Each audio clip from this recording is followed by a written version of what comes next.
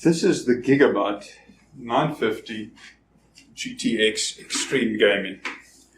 Basically on the Gigabyte cards, they've got their standard versions, and they've got a G1 they bring out normally, which is the first sort of optimized overclock version. And then when they really get the hang of things, they bring out an Xtreme Gaming version of a GPU. The nice thing with an Xtreme Gaming version is for a little bit of a premium over the standard one, you actually get a card that almost performs the same as the next higher level card. In this case, this GTX 950 is actually with the factory software in overclock mode, which is its quickest normal mode, which comes basically out of the box from the software. You're actually 20% quicker than a normal GTX 950, and that brings you within a smidgen of the speed of a 960 for a lot less money. What we also like specifically with these Xtreme Gaming cards is the construction is amazing. You get a very, very nice to touch and nice feeling backplate. It also helps with the heat dispersion, not that that's a big issue on a 950. It comes with its wind force coolers. The wind force coolers are really some of the best coolers in the market. The specific one, you can actually see all the heat pipes running through it. It comes with a 8-pin PCI Express power connection for if you really want to push the overclocking a bit further, you can, and then you won't run into power issues on that.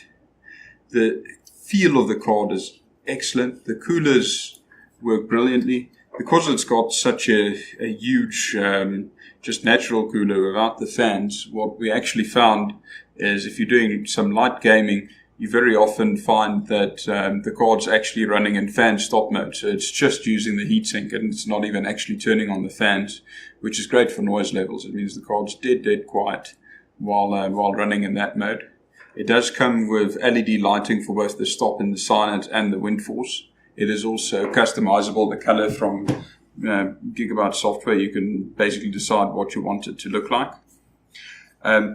This is basically the lowest level card which we would recommend if you're looking to do some gaming.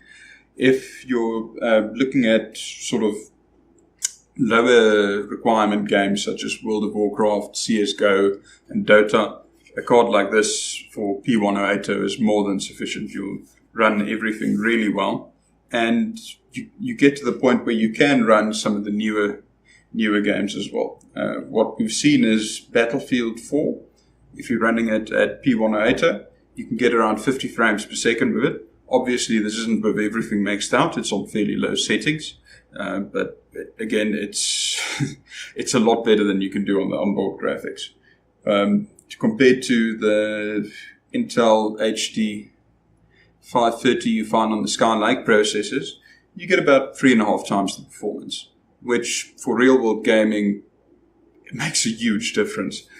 So this is sort of the base point where we feel you can really start calling it a gaming PC for P1080.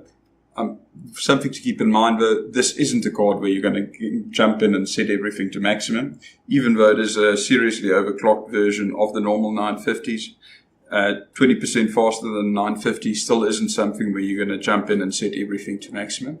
For that, we'd at P1080 rather look at something like a 970 or the ATI 480, which isn't currently released yet at the time of making this video, but we know is coming soon. Other games, to put it a bit in perspective, GTA 5 on low settings, you can get average of about 75 frames per second, which is excellent. Far Cry 4, you're looking at about 45 frames per second, which is starting to get on the low side, but it is still very playable. The card's completely DirectX 12 compatible, which means if you're running Windows 10 with some of the newer titles, you would get quite a bit of a performance boost out of it.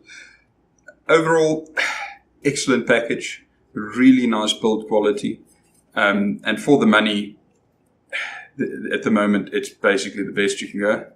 Connectivity, got a DVI, got a HDMI, and then 3 display ports. So just check what screen you're using. If you're using an older screen, you might need an adapter.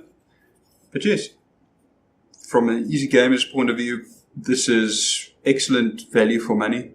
And if you're just looking for a setup to mostly play current games and you don't mind setting some of the newer current games to lower detail, this is an excellent option. If you're looking to really push the graphic details, I would rather recommend going for something a little bit higher in the range and saving up the money. Unfortunately, as you go higher in price as well.